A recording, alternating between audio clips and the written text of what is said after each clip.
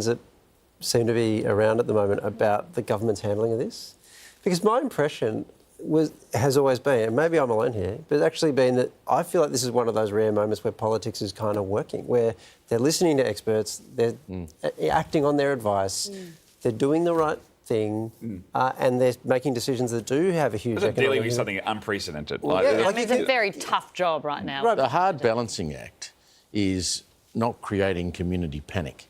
I mean, I think the government is very fearful behind the scenes of creating a panic situation where there's unrest in the streets. Now, that sounds extreme, but I sense that that's what they're trying to just say, OK, we're doing what we can. Which is obviously the decision to say, I'm going to go to the footy, to the footy, but then to not go to the footy. I feel like what you want from your leader at a time like this is you want them to be the loudest, clearest and most decisive voice, so people aren't going off and making decisions for themselves and taking matters into their own hands. So you're saying Scott Morrison hasn't been a strong voice? No, I just think there's so much information and misinformation going around that you want to be able to look to your Prime Minister for that. And I thought Thursday night's national address was an interesting one.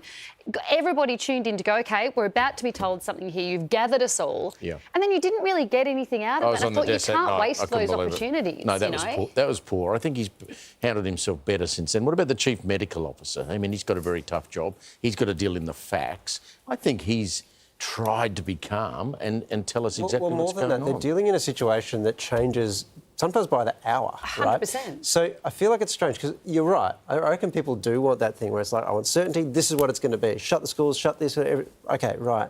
But actually the advice that they're getting, I assume, is just that keeps changing. But so isn't it if they just go bang, they're wrong. But that wrong. World Health Organisation guy said before, though, leadership in these times, you can't wait for everything to be right. You need to be decisive and take action now. And I guess what comes with that is we need to have the generosity of spirit to allow the government to not get it perfect every time. Otherwise, they're going to be too scared to make a decision. Yeah, well, that's clearly true. Just before we go, you may have seen... Well, as we heard earlier...